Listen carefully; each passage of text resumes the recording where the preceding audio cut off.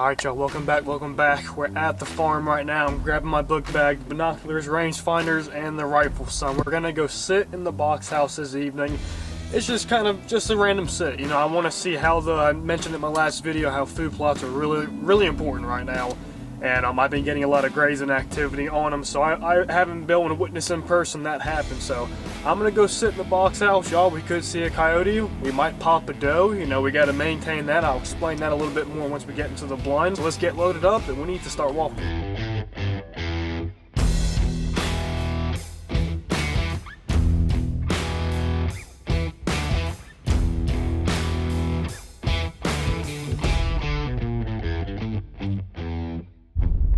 Bring this up to y'all really quick, so we're walking past it. We have a lot of videos in the making right now, but one of them I think needs to be a trapping video for these beavers. I'm not sure if they're just really small beavers or if they're otters. I gotta check what's legal. They have been damming the hell out of this, and no matter how fast we rip it down, they just seem to build it right back, and it kind of does mess up the flow of this pond and this little creek system we got going on. Jokers just won't stop. It broke right there. I did that yesterday, and they'll have it fixed tonight. If you guys want to see that video, throw it in the comments down below. Alright, so we made it up here, and the food plot looks great, man. I can't tell you how luscious and healthy that thing is. It's not very tall, but it does the job for what we need right now. Hey guys, it's been a little while since I've came and sat up here. I've been really just like letting the property rest and just let the animals get used to, you know, the food, because we do so much stuff out here. But I'm curious to see what comes along. I set up a new spot for Maverick, probably one of my last targeted bucks I'm gonna get at the property, hopefully. But if out of the blue we had another big one come through, one that I haven't seen in a while, you know, that's why we're just kind of sit up here and see what happens. I would like to start taking a couple does just to get that managed, because there's so many out here. And I'll back me up if you heard this, but the year you manage your does, the next year you're gonna have a lot of big bucks, and a lot of people overlook that. So we're just kind of rolling to the evening. It's like 2:30, and let's see what comes through.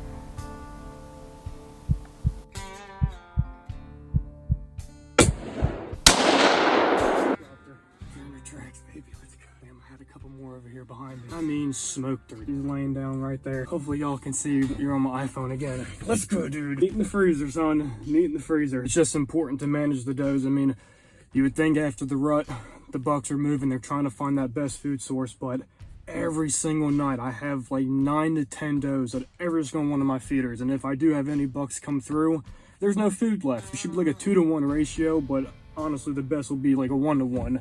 And there's so many does out here. Guys, she's down right there. It's just hard to judge them. I don't know if it's my scope. Y'all leave a comment down below. Can you tell apart a big mama doe or just like, you know, your average size doe? I think this was the bigger one. But the only way to find out is to pack all this stuff up and go see her. Shooting a big buck, shooting a doe. I just love being out here. I get evenly excited for every single one that I get, and that just couldn't have gone any better. I mean, I saw her at like 166, 170. She might even be 110, maybe 120. It was not a far shot at all, and she dropped.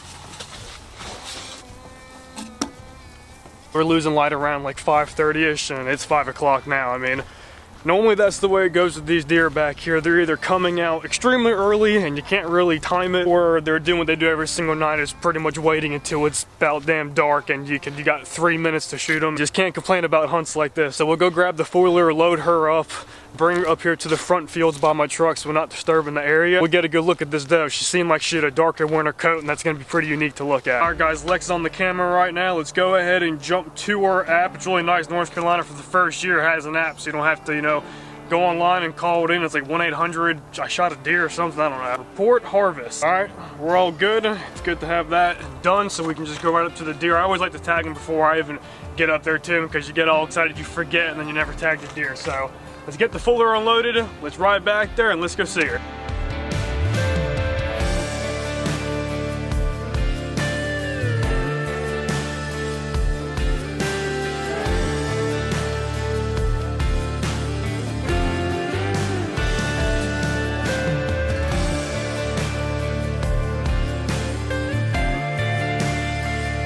All right, rig gate's unlocked. We literally only have to walk maybe 40 yards and she's laying like 20 yards behind the feeder. Let's go see her. There she is, man. She's not a massive though. She's probably right at around like 100 pounds. I mean, it's probably our average. There's a couple bigger out here, but guys, here she is. It's a gorgeous doe. She's got a real dark coat on her.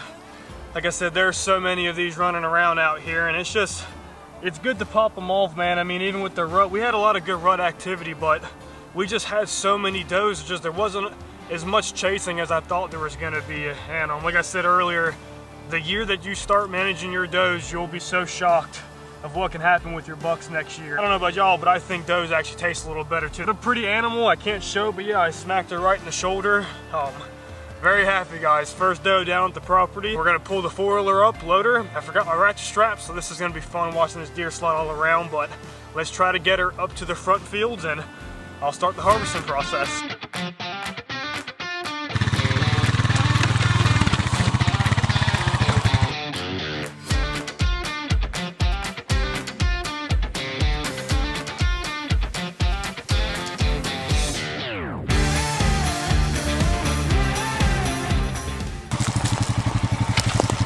Very slow and long drive, but we have got her back. Remind me to never forget the ratchet strap again. Deer hair on this type of metal, they slide all around. Guys, once again, just an amazing animal. This is the first doe that I shot off the property. They just have a major impact on nature, and you can't just always target the big buck. Like it's good to manage does as well, but she's real pretty. Like I said, she's at around 105 pounds. It's a good doe for the first one to be taken off of the property. And like I said, apparently does taste a lot better, and I truly believe that as well. So it's nice to have some meat in the freezer now, but with that being said, we have to harvest this animal out. So unfortunately, YouTube is not like that, and I can't show you guys, but it's the same process like we do all of them. Just like normal, we'll jump back out here tomorrow, and I'm gonna show you guys exactly where I shot her, where this deer came out of, and just kind of how the whole story played out. That being said, let's grab some meat. All right, guys, we're back out here at the farm, and if you guys missed the last video when we were kind of prepping and preparing for Maverick, we finally got sight of this deer last night. He came through like he always does, just very, very randomly. I think he was actually partnered up with Warrior. They were just kind of eating over there at the Clover Valley, and it's a good sign. He's in there, he's doing his thing. Hopefully we try to pattern this deer a little bit more so we can close him out by the end of the season, but it just feels good to see this deer back in here. Like I said, there could be a chance to get him. We just have to kind of play it by ear, and I told you guys it might even be, a week before we see him, and we're probably on day like 3 or 4 now since we've done the stuff over there. It's just gonna take time, but I really got a feeling that we can do it. But we're gonna grab the rangefinder, head out, go find out exactly where we smacked that doe down.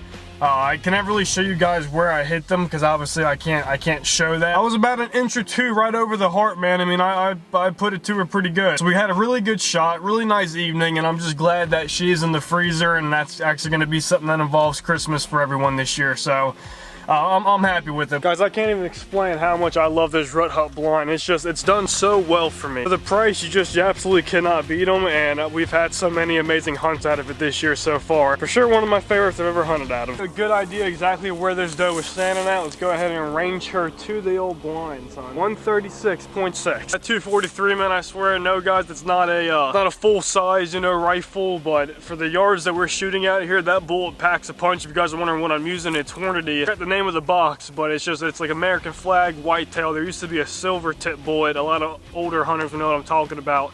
They're just hard to come by. I don't know if they make them anymore, but this is like that new replacement for whitetail for that caliber. And Guys, it packs a punch. It's done everything I wanted this year. I don't know the drill. If you want to check these out, go to tideweed.com. I love this rangefinder. This is the first year I've been able to actually range for bow hunting. I can range for the rifle. The reason why I do it every single time I shoot a deer is because one, I want to know, but then also it helps teach me, you know, ranges without having to use it, just kind of guesstimating where things are at. I'm pretty sure when I was up there, I saw that deer at 170, and then I think I guessed around 130, I think it was, and guys, it was not far off. So it's definitely teaching me a lot to try to guess the ranges. But I really want to get y'all's opinion. Leave in the comments down below right now, how many deer do you shoot off your property a year, and how many bucks to does is that? Because it's really hard to try to figure out exactly what you should do. Some people say, you know, like I said in this video, you want to wipe them out. It's going to help with the buck population. Bucks don't need to be crowded. Does right now obviously are going into like instinct mode because they're bred. You know, they